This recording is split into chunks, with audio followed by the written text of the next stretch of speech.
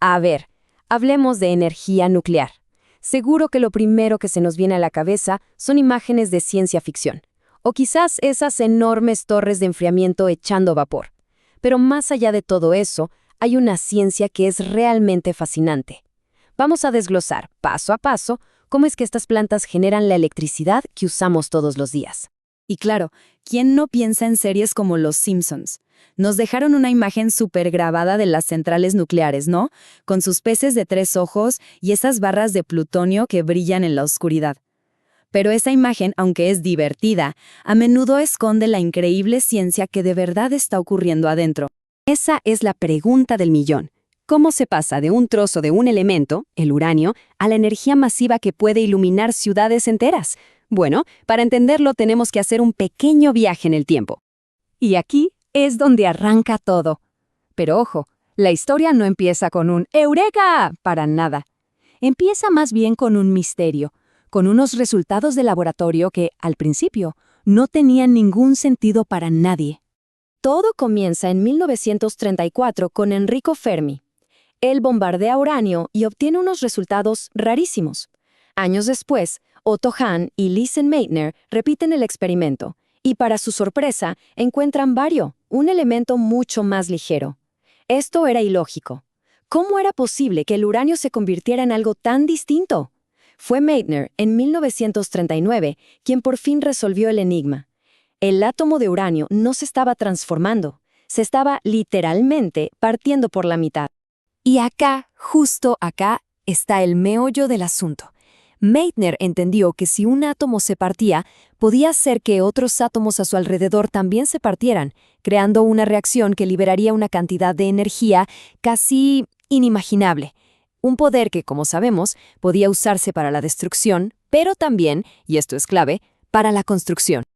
Ok, pero un momento, ¿de dónde sale tantísima energía?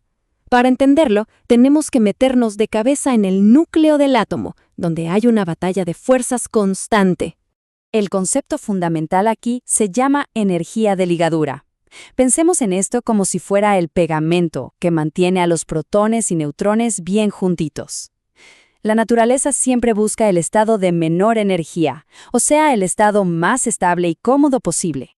Usemos una analogía sencilla. Imaginen a 2 personas, cada una en su propio apartamento. Digamos que cada una paga $600 al mes. En total, gastan $1,200. Pero si deciden mudarse juntas a un lugar más grande, quizás ahora paguen solo $1,000 entre las dos. El costo total bajó. El sistema es más estable, más eficiente. Se ha liberado energía, que en este caso es dinero. Bueno, pues con los átomos pasa exactamente lo mismo. Cuando los protones y neutrones se juntan para formar un núcleo, el conjunto final tiene menos energía que la suma de sus partes por separado. Están más estables, más a gusto juntos. Pero ojo, porque aquí viene la parte interesante. No es que mientras más partículas juntas, más estable. Para nada, la estabilidad atómica tiene un punto dulce, un campeón absoluto, y ese campeón es el hierro. Los elementos más ligeros son menos estables, y los más pesados que el hierro, como el uranio, también vuelven a serlo. Entonces, el punto clave es este. El hierro es, por así decirlo, el elemento más estable del universo. Tiene la energía más baja por partícula en su núcleo.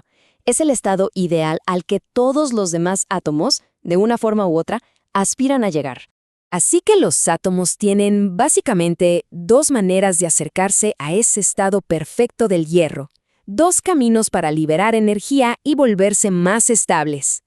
Esos 2 caminos son la fusión y la fisión. En la fusión, átomos chiquitos, como el hidrógeno, se unen para formar uno más grande.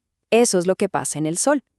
En la fisión, un átomo grande e inestable, como el uranio, se parte en 2 más pequeños y estables. Y este segundo proceso, la fisión, es justamente el motor de las centrales nucleares. Y la cantidad de energía que se libera en estos procesos es una locura. Estamos hablando de una energía millones de veces mayor que la de una reacción química normal, como quemar carbón. Por eso, una pequeña pastilla de uranio puede generar la misma electricidad que toneladas y toneladas de combustibles fósiles.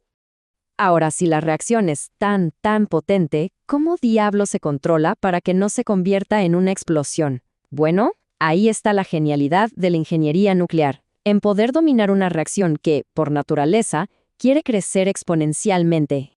Miren cómo funciona. Un neutrón le pega a un átomo de uranio. ¡Pum! El átomo se parte, libera energía y, lo más importante, suelta otros 3 neutrones. Cada uno de esos sale disparado a buscar otro átomo para repetir el proceso. Si no se controla, esto se convierte en una bola de nieve imparable.